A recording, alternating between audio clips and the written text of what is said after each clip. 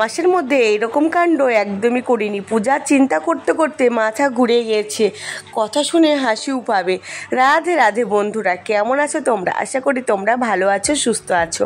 আমি মাধুরী চলে আসলাম আবারও একটা নতুন ব্লগ নিয়ে। আর কি কাণ্ড করেছি সবটাই বলছি তোমাদেরকে। আর আমার চ্যানেলে সকল বন্ধুদের জানাই অনেক অনেক ভালোবাসা আর অভিনন্দন জানিয়ে ব্লগটা শুরু করি। এই ব্লগটা কবেকার শুনলে তোমরা অনেক হাসি পাবে। এটা শ্রাবণ মাসের শেষ সোমবারকার ব্লগ। এই যে সেই থেকে জমে আছে শরীর বাঁচিয়ে কাজ, কথাতেই আছে। শরীর খারাপ ছিল তাই এতদিন ব্লগ দিতে পারিনি। এখন একটু একটু করে চেষ্টা করছি তোমাদের সামনে আমার ব্লগগুলোকে আবার তুলে ধরার। আর এই যে স্কুল বাস দাঁড়িয়েছিল দেখলে তো, প্রচণ্ড গরম পড়ছে। আর আজকে বাবান সোনার সেই লেট হয়ে গেছে। আজকে ওই যে ঘরের পূজার আমি সব রেডি করে নিয়েছি, এদিকে বাবান সোনা রেডি করার পরে পটি পেয়েছে। সেই পটি করতে গিয়ে বাসকে একটু ফোন করলাম, বললাম একটু দাঁড়িয়ে থাকতে, কন্ট্রাক্টরকে দাঁড়ালো, তারপরে এই যে দিয়ে আসলাম। এত তাড়াহুড়ো লাগে না, ঠিক করে আবার দুবার টিফিন হয় তো, টিফিনের এই যে একটা বিস্কুট টিফিন হয়, সেই বিস্কুটটা আমার কাছে নেওয়া ছিল না। ক্রিম বিস্কুট ছাড়া খায় না, তবে আবার দোকান থেকে কিনে তবে দিলাম। আবার দুটো লজেন্স নিল, তারপরে গেল। এবার সারাদিন আর কোনো চিন্তা নেই। কথা শুনে বুঝতে পারলে তো একটা কথার মানে? এই যে বাবান সোনা আজ 6 মাস থেকে স্কুলে যাচ্ছে, কোনো দিনই লেট হয়নি। আজকে বাস আমাদের জন্য দাঁড়িয়েছিল। বাবান সোনাকে রেডি করবার পরে পটি পেয়েছে। সেই যে তাড়াহুড়ো করে দিয়ে আসলাম। আমাদের জন্য এক বাস বাচ্চা দাঁড়িয়ে আছে, খুব খারাপ লাগে এরকম ব্যাপারে। যাই হোক, বাড়িতে এসে আবার শাড়িটা পরে নিলাম। শাড়ি পরে এই যে পূজায় বসেছি। শুধু শ্রাবণ মাস বলে নয়, আমি প্রত্যেক সোমবারে একইভাবেই পূজা করি। আর এই যে আজকের পূজাটা একটু আলাদা আছে, যেহেতু শ্রাবণ মাসের শেষ সোমবার তো ভেবেছি আজকে একটু পালবো। মানে পালা হয় না, আমি তো প্রত্যেক দিনই নিরামিষ খাই, আমি তো আমিষ খাই না। কিন্তু পালা হয় না বলতে ওই একাদশী করি। এতগুলো ব্রত পালন একসাথে করতে গেলে আমার শরীর খারাপ হয়ে যাবে। ওই কারণে আমি উপবাস দিই না। ওই একবেলা উপবাস দিয়ে আমি কিন্তু অন্ন সেবা করি। কিন্তু আজকের দিনে আমি অন্ন সেবা করব না। আজকে আমি একাদশীতে পঞ্চশস্য বাদ দিয়ে যেগুলো খাওয়া যায় সেরকম করে খাওয়া দাওয়া করব। আর এই যে ঘরের পূজাটা কমপ্লিট করে নিলাম।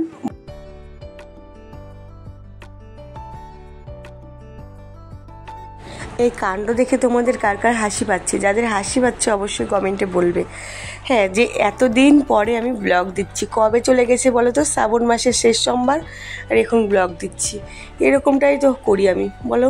শরীর না ভালো থাকলে আমার কি দোষ? আমার কোনো দোষ নেই, আমি না পারলে কি করব? তোমাদের সাথে আবার যোগাযোগটা কেটে যাচ্ছে, ওই জন্য খুব কষ্ট করি ব্লগগুলোকে রাত জেগে আমি আবারও এডিট করছি।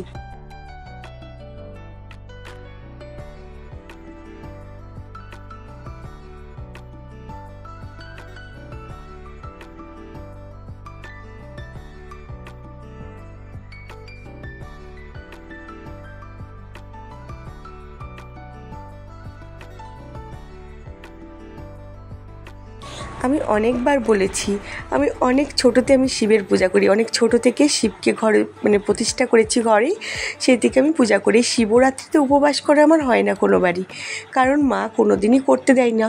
কারণ বাড়ির কাছাকাছি হয় না, একটু দূরেই হয়, খুব বেশি দূর নয়, কিন্তু আমাদের পাড়ায় হয় না বলে কোনো দিন গিয়ে আমার করা হয়নি। আর যাই হোক, এই যখন পূজাটা আমার কমপ্লিট হয়ে গেল, ভগবানকে আমি ফুলের অভিষেক করাচ্ছি। যাই হোক, আমার পূজাটা করা হয়ে গেছে, এবার মন্দিরের দিকে যাব।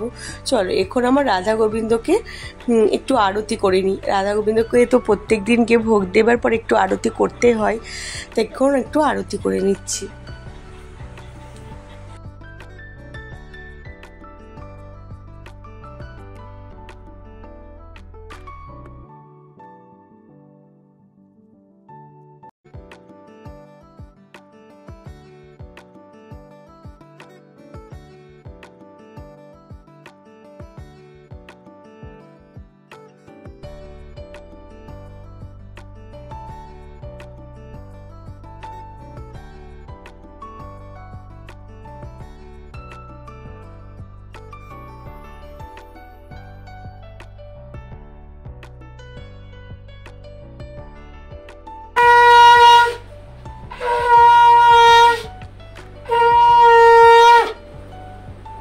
এই যে বাবা ভোলানাথের যে ফটোটা দেখছো না, এটা আমার বরমশাই এনে দিয়েছিল।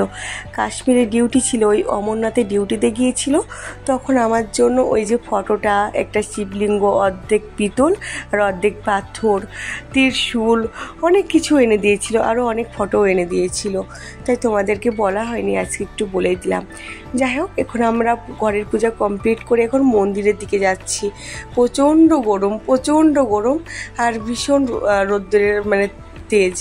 ওই যে আমি আর আমার একটা বোন যাচ্ছি মন্দিরে।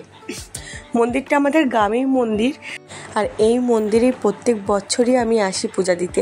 একবার নয়, এই বছরে হয়তো 2বার থেকে 3বার হয়েও যাই আসি পূজা দিতে। যাই হোক, আর আমাদের না আশেপাশে খুব একটা শিব মন্দির নেই, আমাদের এইটাই আছে শিব মন্দির। এখানে প্রচণ্ড ভিড় হয়, আমরা অনেক লাইনে দাঁড়িয়েছিলাম, সামনে অনেক লাইন ছিল, অনেক দাঁড়িয়ে থেকে তারপরে পূজা মানে দিতে পেরেছি।